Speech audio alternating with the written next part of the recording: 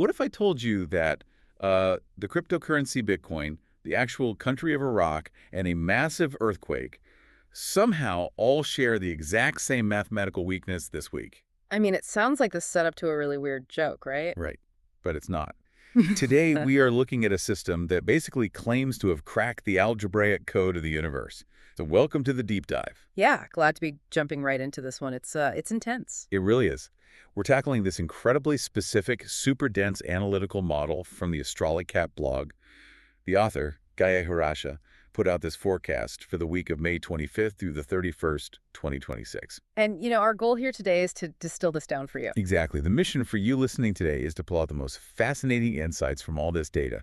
We are skipping the daily spreadsheet numbers and strictly looking at how this model maps global dangers, geopolitical chess moves, and financial markets. Which is a lot to cover. And I think we need to acknowledge right out of the gate how jarring it can actually be to mix complex data analytics with astrology. Oh, completely. Most people hear horoscope and they just think of a vague little two-sentence paragraph in the back of a magazine, like you might meet a tall, dark stranger today. Right, right. Or like, you'll find money in an old coat, that kind of thing. Yeah, exactly. But this source material operates in a completely different universe. It's a highly quantified mathematical approach that literally attempts to put numerical values on the qualitative chaos of the real world. Okay, let's unpack this. Because the Astrology system uses this unique mechanism called coefficients. It basically assigns a mathematical score, a coefficient, Yeah. to planets, to countries, to, individual financial assets. Yeah. It's literally treating the solar system like a giant Excel spreadsheet. It's trying to quantify the unknown. The logic here is that by assigning positive and negative integers to planetary movements based on their angles, historical impact, and relationships to one another, you can calculate the statistical probability of real-world events. Which is just wild to wrap your head around. It really is. So we have a very clear roadmap for you today. First, we are going into the danger zone. These severe global warnings flagged for May 26th and 27th. Crucial dates. Then we'll explore the underlying code of world leaders to see how this system predicts geopolitics. And finally, we'll look at how this math predicts the crypto and financial markets. Sounds like a plan. Let's start with the immediate threat. The source flags May 26th and 27th as highly volatile. The text actually calls May 26th an earthquake intersection point and labels May 27th as the lowest coefficient day of the entire week. Yeah, and to understand the mechanism behind that warning, we have to look at the math the author is running for the planet Saturn. Okay. For May 26th, the system calculates Saturn to be operating at a -2 coefficient.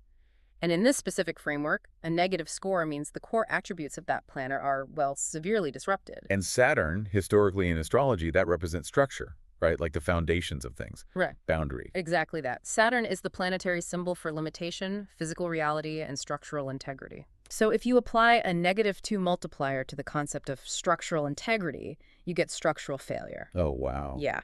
The model predicts this will physically manifest as bad weather, transportation accidents, and earthquakes, specifically along weak tectonic fault lines. And the text notes this negative coefficient specifically targets anyone who has their natal sun or Mars in Aries, Gemini, Cancer, Leo, Libra, Sagittarius, Capricorn, or Aquarius. I mean, that is a massive portion of the population feeling this structural friction. Huge. It's millions of people. And this brings us to the real-world application, which is where this forecast gets incredibly intense, honestly. May 26th is the eve of Eid al-Adha. May 27th is the first day of the holiday. Right, so you have millions of people migrating globally. Massive surge in air travel, road trips, public gatherings. And the author explicitly urges extreme caution for anyone hitting the road, warning of accidents and even terror events. Yeah. So Saturn is essentially acting like a massive invisible roadblock on the busiest travel days of the year. That's a great way to put it. The timing creates this really dangerous compounding effect.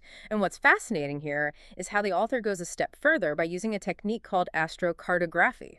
Okay, yeah, I saw this in the text. Right. They use it to map exactly where these structural failures are most likely to occur on May 27th. Actually, explain the how behind astrocartography for a second, because looking at the maps in the source material, it looks like a meteorologist's hurricane tracker, but, with planets. It's a brilliant visualization tool, honestly. Imagine taking a 3D model of the solar system at a specific exact moment in time, Okay, got it. and you shine a light through it so the shadows of the planets project down onto a 2D map of the Earth. Oh, that makes so much sense. Yeah, astrocartography draws a literal line down the globe at the exact longitudinal points where a specific planet is either rising, setting, or directly overhead at its zenith. So if Uranus is directly above my geographic location at that exact second, I am quite literally standing on the Uranus line. Precisely. Being physically located on that line acts as a magnifying glass for whatever mathematical coefficient that planet currently holds. Wow. And for May 27th, the source identifies specific zones receiving the negative disruptive impacts of the Sun, Venus, Mars, and Uranus lines. The list of geographical danger zones is huge, by the way. The forecast flags India, China, Thailand, New Zealand, the Solomon Islands, the U.S., Mexico, Cuba, Ecuador, and Russia. Right. And the underlying theory there is simple but profound: geography is destiny. The model suggests that the Earth's physical crust in those specific countries will be under immense celestial pressure on that day. Okay, but if this system claims that celestial math can trigger physical events like earthquakes and structural failures, it begs the question, does that same math trigger human behavior? Like, does a negative coefficient make world leaders act differently? The author's answer to that is a resounding yes. The Astrolocat model doesn't just stop at physical geography. It maps political strategy using the exact same coefficient logic. Real quick, before we dig into the specific countries and leaders mentioned in the text, a quick note for you listening. We are looking at this strictly as an analytical model. Right. We are remaining completely impartial. We are not validating the politics, taking any sides, or endorsing any geopolitical outcomes. We're merely unpacking how this specific astrological system attempts to map global news events. And analyzing the mechanics of that prediction requires understanding one fundamental rule of the author's system. They state that natal planets symbolize our behaviors, like our internal drive. Okay. Astrological houses, on the other hand, symbolize the possibilities that will happen to us, our external environment. Behavior versus environment. Yeah. So to get a prediction, the model takes the current planetary transits, the moving weather of the solar system, basically, and multiplies them against the natal placements of a country. Exactly. And the source highlights May 25th as having a moon transit with a +5 coefficient. Now, +5 sounds like great environmental weather. It implies high emotional energy and heightened public response, for sure. But the system dictates that a positive environmental factor can actually cause severe damage if the foundational behavior of the entity is incompatible with it. Which leads directly to the prediction regarding Iraq. The source claims that Iraq has its natal sun in Cancer and its Mars in Aries. Yeah. And because of those specific placements reacting to that +5 moon transit, the forecast predicts Iraq's national security could be jeopardized on May 25th. Right. Wait, hold on. I'm stuck on something here. I understand how a human being has a birth chart. Yeah. You were born at a specific time in a specific hospital, and you pull the planetary data for that minute. But a nation, It's a leap, I know. a country, is an abstract concept. Are we really saying that the moment a politician signs a treaty, the planets suddenly care? That is the core philosophy behind a whole branch of study called mundane astrology. It focuses exclusively on world affairs. In this framework, the legal signing of a constitution, the Declaration of Independence, or even the formal drawing of borders is treated as the official birth of an entity. So mundane astrology essentially treats a country's founding constitution like a piece of software code. Yes. And once the code is executed on that specific date, it runs in the background forever, reacting to the updates or viruses of the current planetary alignments. That is a perfect way to visualize it. The moment an entity legally comes into existence, the planetary alignment of that second becomes its permanent source code. Fascinating. A mundane astrologer analyzes how the natal source code of two different nations interacts with the daily transits. And the source material gives us a highly specific example of that code interaction. It notes that both Turkey's President Erdogan and Russia's President Putin have their Mars in Sagittarius. Right, they share that placement. The text predicts that because of this shared placement, they might communicate by phone regarding national security on May 25th, experiencing highly positive effects. And to understand the causality there, you have to look at what Mars and Sagittarius actually represent. Mars is the planet of action, aggression, military strategy. And Sagittarius. Sagittarius is the sign governing international relations, broad philosophies, and foreign affairs. Okay, so when the mathematical coefficients of the day trigger that specific combination, the prediction isn't like a trade embargo or a physical conflict. The math dictates a strategic foreign policy communication between the two leaders. Exactly. It's treating international diplomacy as an elaborate, predictable clockwork mechanism. Okay, so if an abstract concept like a country's border can have a birth date and a source code, then the model can really be applied to almost anything. Which brings us to the financial markets. Yep, the Astrology source uses this exact same coefficient system to predict the crypto and stock markets for the week. Because, I guess, financial assets are born. They have launch dates, initial public offerings, foundational moments. Absolutely, they have a genesis point. The source lists some fascinating birth dates. It tracks Bitcoin using January 3rd, 2009. The exact date the genesis block was mined. Right. And for those of us not fluent in crypto speak, the genesis block is essentially the very first piece of data ever permanently recorded on the Bitcoin network. It's the moment the software went live. The spark of life for the asset. The author notes that based on that January 3rd date, Bitcoin's natal sun and Mars are in Capricorn, which is ruled by Saturn, and its Venus is in Pisces, ruled by Neptune. Yeah. They also track Ethereum using its launch date of July 30th, 2015, and the Turkish stock index, the BY-ST100, using April 5th, 2013. And because the author has identified the source code for these assets, they can run the weekly transits against them. And when you look at the financial predictions for this week, a cohesive narrative emerges that perfectly mirrors the geographical warnings. Right, because May 26th and 27th are an absolute danger zone for the markets, too. The forecast predicts that gold, silver, and Bitcoin will all experience a sharp drop. And the causality loops right back to our earlier discussion about Saturn. The -2 coefficient. Exactly. Saturn is at a -2. Bitcoin's foundational identity, its natal sun, is in Capricorn, a sign fundamentally governed by Saturn. And Capricorn represents hard reality, structure, and scarcity, which is the entire value proposition of Bitcoin. You nailed it. When Saturn's mathematical score drops into the negative, the foundational structure of any asset tied to it feels the pressure. Wow. The model interprets that pressure as a drop in financial value. The structural roadblock in the physical world becomes a financial roadblock in the markets. But the math doesn't predict a permanent collapse.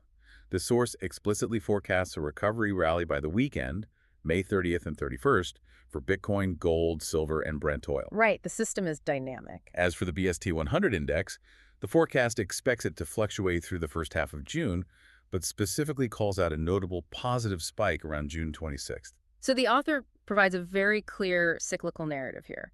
A sharp, mathematically driven dip midweek, followed by a weekend recovery as the planetary coefficients shift. Okay, let's unpack this for a second. So what does this all mean for you? Good question. We've mapped out massive global earthquakes, the strategic phone calls of world leaders, and the dips and spikes of the crypto markets. But the source material also provides a method for applying this massive mathematical system to an individual's daily life. Yeah, it scales all the way down to the personal level using astrological houses.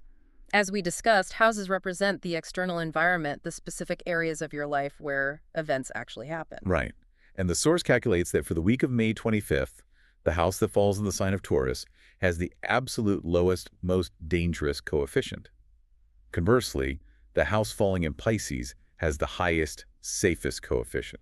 But the application of that depends entirely on your ascendant. Okay, give us the quick explainer on the ascendant, because that is a term that gets thrown around a lot but rarely explained clearly. Sure. Your ascendant, or rising sign, is quite literally the specific zodiac constellation that was rising on the eastern horizon at the exact minute you were born. Okay. It acts as the anchor point for your entire chart, dictating which signs rule which areas or houses of your life. And the author gives a very practical example. If you happen to be a Leo ascendant, your 10th house is Taurus. The 10th house governs career, public reputation, and social status. Exactly. Because Taurus has the lowest mathematical score this week, the forecast specifically warns Leo ascendants to exercise extreme caution in their workplace and regarding their public status, especially on that volatile day of May 27th. The friction hits them directly in the career sector. The text rattles off a few other specific applications too, like if your ascendant is Aries, you need to tightly guard your second house, which controls personal finances and assets. Yeah. If you are a Pisces ascendant, You are watching your third house, which dictates close communication and short-distance travel. I mean, the system is incredibly granular. It really is. And if we connect this to the bigger picture, zooming out to look at the philosophy of this entire document, what we are really analyzing is a sophisticated system of psychological preparation. I like that. Whether an individual is day trading Ethereum or just trying to navigate office politics, a system like this provides a sense of agency. It quantifies the chaos of the universe into an actionable equation. It basically gives you a math problem to solve instead of just telling you to panic about the news. Exactly. We have covered an immense amount of ground today. We unpacked the dense, data-heavy mechanics of the Astrolocat forecast. We explored how a -2 coefficient Saturn attempts to predict travel disruptions and earthquakes during Eid al-Adha. Yeah, that was a big one. We look at how treating a country's constitution like software code allows mundane astrologers to predict security issues in Iraq and diplomacy between Russia and Turkey. And we saw how the Genesis block of Bitcoin ties its financial value to the structural movements of the solar system. It really is a masterclass in pattern recognition, connecting tectonic plates, global finance, and human psychology into a single, unified mathematical field. It's ambitious, to say the least. But it raises a profound question regarding the nature of financial predictions. Markets are undeniably driven by human sentiment, fear, and greed. Oh, absolutely. If a highly specific mathematical forecast like this gains enough traction, could it cross the line into becoming a self-fulfilling prophecy? Wait, really think about that. If enough traders read the data and truly believe that Bitcoin's coefficient dictates a massive drop on May 27th, their internal belief dictates their external action. They sell the asset. Exactly, and by collectively selling based on the map, they inadvertently cause the exact financial crash the map predicted. It is the ultimate feedback loop. It really is. Does the mathematical map reflect the reality of the universe? Or does the map actively create the reality we experience? It makes you wonder how much of the future is actually written in the stars, and how much is simply written in the data we choose to believe. That's a huge thought. Something for you to ponder the next time you try to map the unknown.